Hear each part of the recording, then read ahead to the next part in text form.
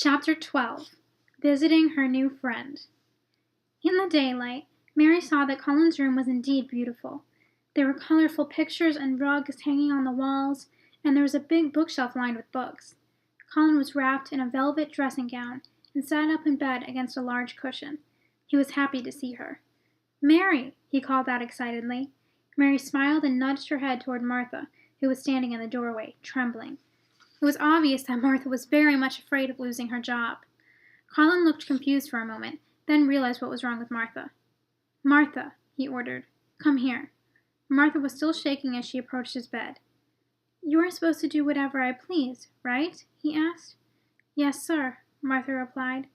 "And Medlock, she is supposed to do what I please too, right?" "Yes, sir," Martha said.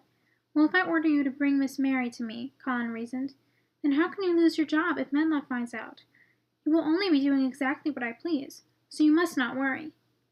Martha turned to look at Mary, who was nodding in agreement with Colin. Martha seemed relieved. "Thank you, sir," she said, bowing a short curtsy. "If you obey me," Colin said grandly, "then I will take care of you. Now go away." When the door closed behind Martha, Colin turned to see Mary eyeing him strangely. "What?" Colin asked. "Why are you looking at me like that?" "I was thinking two things," Mary said.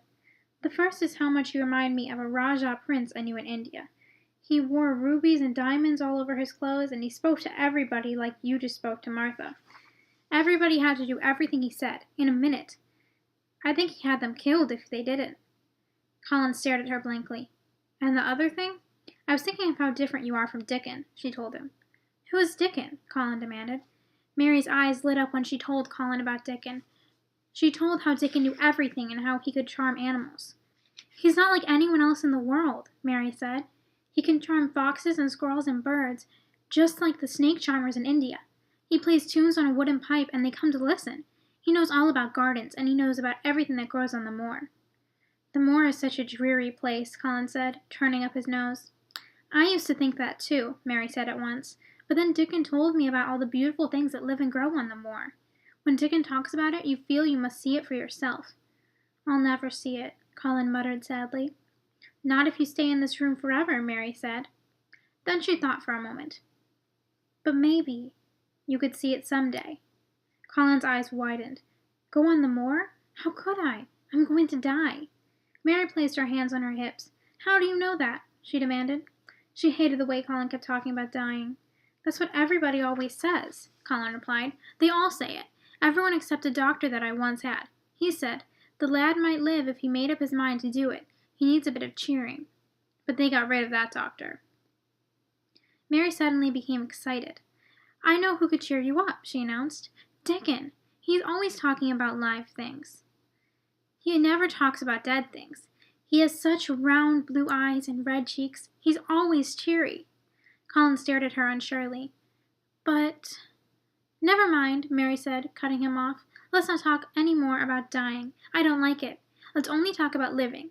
And about Dickon." Mary told as many stories about Dickon as she could. She remembered everything Martha had said. Soon, Colin was laughing as hard as Mary laughed, enjoying himself as he never had before. He didn't even realize it, but he was sitting up straight, without one single complaint about his back. Mary kept Colin in a great mood, talking about Dickon, the red-breasted robin, and Ben Weatherstaff.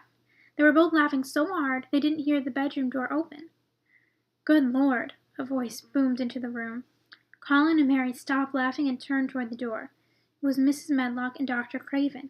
Their eyes were wide with disbelief. "What is going on?" Mrs. Medlock asked in a stunned voice. Mary watched as Colin turned into a Rajah again. "This is my cousin, Mary Lennox," he announced coldly. "I asked her to come and talk to me. I like her. She must come whenever I send for her." "But how—" started Mrs. Medlock, looking from Mary to Colin, then back to Mary. "She heard me crying and found me herself," Colin explained. "This is too much excitement for you," Dr. Craven said, rushing to Colin's bedside to take his pulse. "Nonsense," Colin replied, pulling his arm away. "She makes me better. She makes me forget that I am so ill." Dr. Craven and Mrs. Medlock stood and stared for a moment longer. There was nothing more they could say. Colin had made up his mind. Mary was to be his new friend. Nobody could stop him from seeing her.